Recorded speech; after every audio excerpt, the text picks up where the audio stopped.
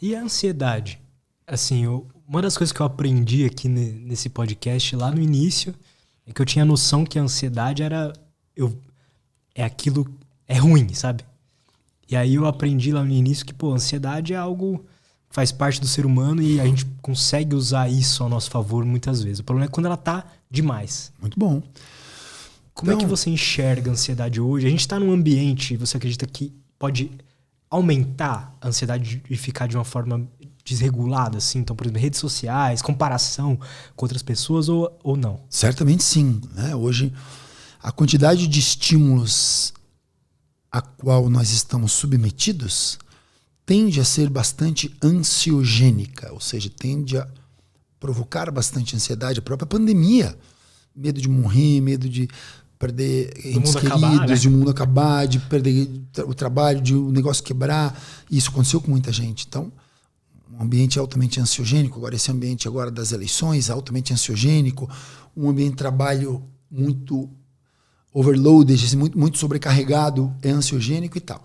Então, a grande questão aqui é justamente essa, é a gente entender que a ansiedade normal é uma vivência universal humana. Assim como o amor, a raiva, o ódio, a alegria. Né? A ansiedade normal nada mais é do que o nosso cérebro nos ativando para que nós nos adaptemos ao meio ambiente.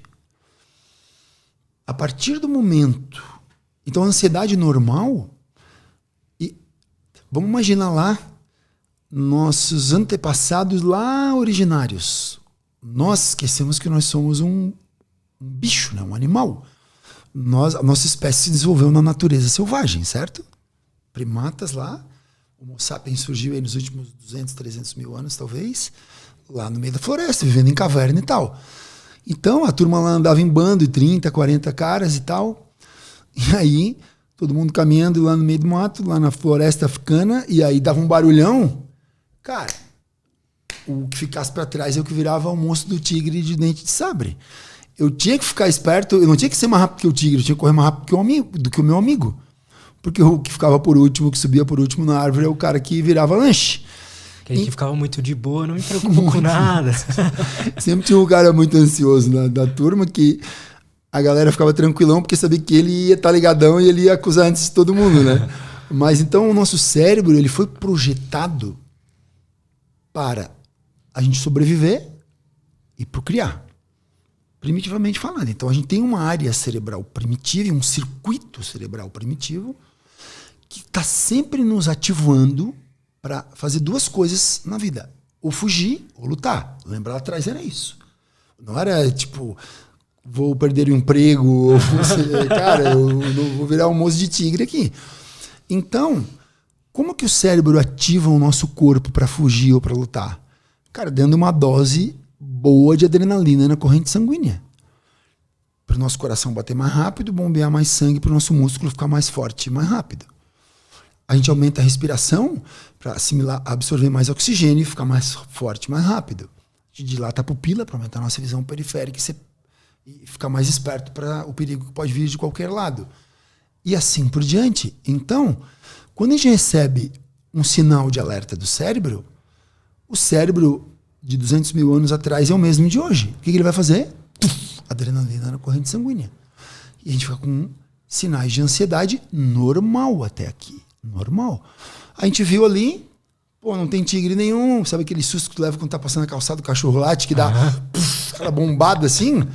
Cara, aquilo ali é pra tu sair correndo, os cachorros saírem correndo atrás de ti. Tu tem que ser rápido, dar um chute nele, ou ser mais rápido que ele, dar um jiu-jitsu nele, fazer qualquer coisa. Tá.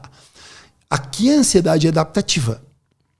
Agora, a partir do momento que ela passa a ficar desproporcional, tanto na sua duração quanto na sua intensidade, aí a gente começa a desenvolver sintomas de ansiedade que vão caracterizar os transtornos de ansiedade. Então ali, o cara que tem um transtorno de ansiedade generalizada, por exemplo, que é aquele cara que está sempre super preocupado e apreensivo e o tempo inteiro ativado como se tivesse o tigre toda hora querendo almoçar ele. Então aquele cara ali, ele está com sintoma, ele desenvolveu um transtorno de ansiedade. Nós temos um cérebro ali que está o tempo todo em estado de alerta. Imagina um motor fervendão lá a vida toda. Ali a gente precisa ir lá no cérebro e calibrar aquela superativação dele. Seria muito bom se ele estivesse no meio da floresta, né? Mas ele não tá, ele tá num ambiente... Pois é, mas seria muito bom se tiver... Na hora do tigre é bom.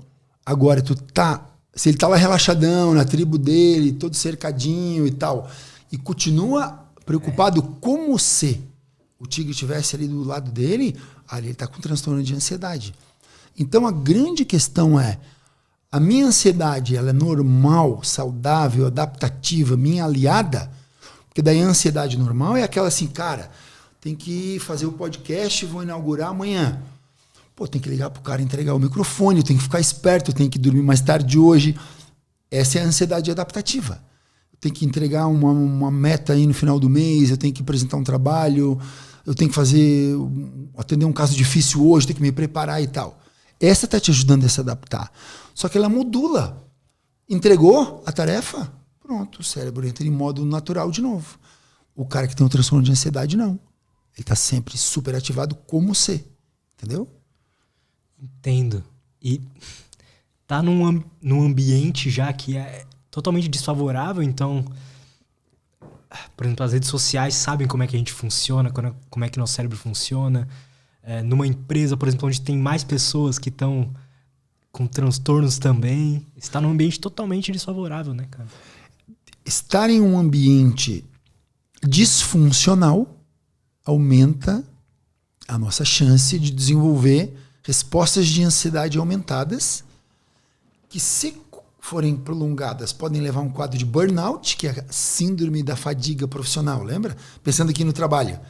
Então, eu estou lá num ambiente profissional que cobra metas desproporcionais, onde eu tenho relacionamentos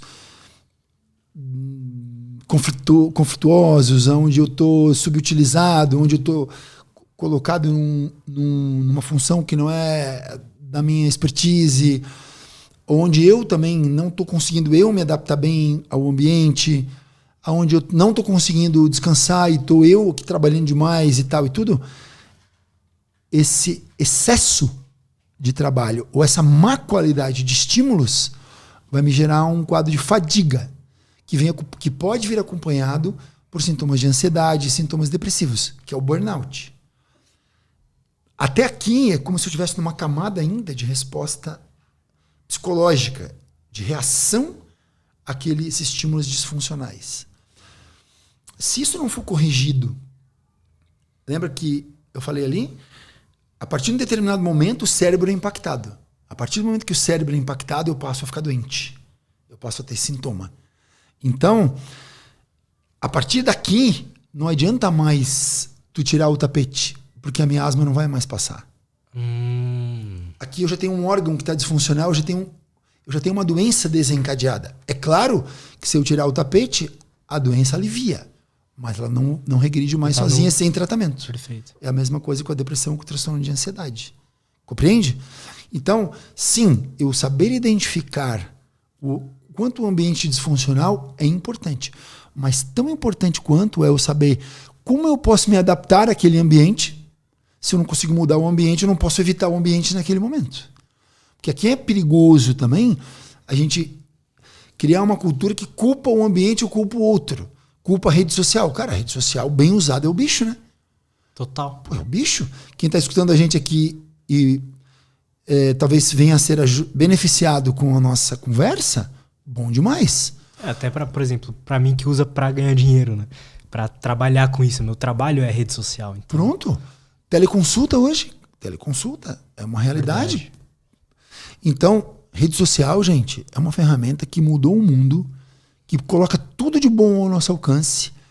Cabe a nós, obviamente, termos os nossos próprios critérios, aprender a usar a rede social, entender o quanto a conexão com o mundo digital pode nos enriquecer como pessoas, gerar aprendizagem, sem que nós percamos a nossa capacidade e o nosso entendimento de que a grande riqueza é o mundo real e que a rede social, a digitalização, ela deve ser parte do mundo real, um complemento do mundo real e não o contrário, Que esse é o grande ganho da rede social, do digital. Né? Então, o digital, o celular, hoje, ele é uma ferramenta que aumenta a nossa inteligência. Quanto que a gente ia guardar 200 milhões de números de telefone, acessos do Google? Antigamente, tu não é dessa geração, mas todo mundo sabia os números de telefone, todo mundo decor.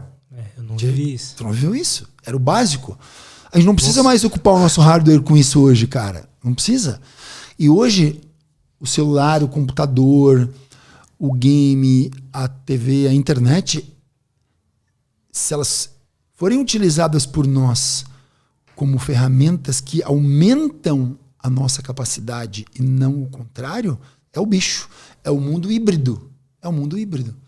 Onde nós, assim como a Revolução Industrial no início do século XX substituiu o músculo humano e a tração animal com a máquina a vapor e depois tudo que veio na sequência, hoje o computador, a digitalização está bombando o nosso cérebro.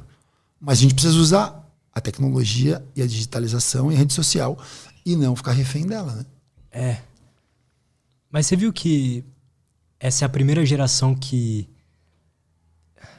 tá... Sempre foi assim, né? Os QIs iam aumentando de geração para geração. Essa é a primeira geração que tá abaixo do QI dos pais. Você viu um negócio desse? Não vi essa, não vi. Então, e o QI é baseado nas nossas funções mais operacionais, né? Assim, de lógica e tudo mais. E faz até um sentido se você não precisa mais exercitar essa parte do cérebro de pensar um pouco, encontrar uma resposta através do seu pensamento ou guardar números. Então faz sentido a gente ficar cada vez... Porque o nosso cérebro se adapta, né? A gente vai ficando ruim. É a lei do menor esforço. Exatamente, é aí que mora o perigo. E aí que cabem, claro, né, cara, as instituições educacionais e a turma aí, governos, enfim e tal, as próprias companhias, as próprias empresas que estão aí fazendo o nosso mundo digital ter essa consciência, essa ética, e cabe a nós também, né? De novo, aos pais educarem seus filhos, as escolas educarem, porque, de novo, o bacana aqui é o híbrido, o bacana é a gente ter o melhor dos dois mundos, né? É continuar desenvolvendo as habilidades humanas, e aqui a gente tem uma visão, né? E eu compartilho dessa visão, é que muitos autores têm, que aquilo que terá mais valor logo ali no futuro é tudo aquilo que não pode ser digitalizado. O humano, o afetivo, o acolhedor, o poético, o artístico, isso a máquina nunca vai fazer, né? Então, eu acho que a gente está num momento de adaptação e de transição. Como eu tendo a ser um cara mais otimista, eu acho que no final do dia e no transcorrer, à medida que a gente for aprendendo a usar direito a digitalização, eu acho que a gente vai melhorar a vida, eu acho que o nosso cérebro vai aumentar a sua capacidade de expansão. Gostou desse corte? Espero que sim. Se você quer receber mais conteúdo sobre desenvolvimento pessoal, saúde mental e autoconhecimento, não esquece de se inscrever aqui no canal, beleza? Valeu, até a próxima e tchau!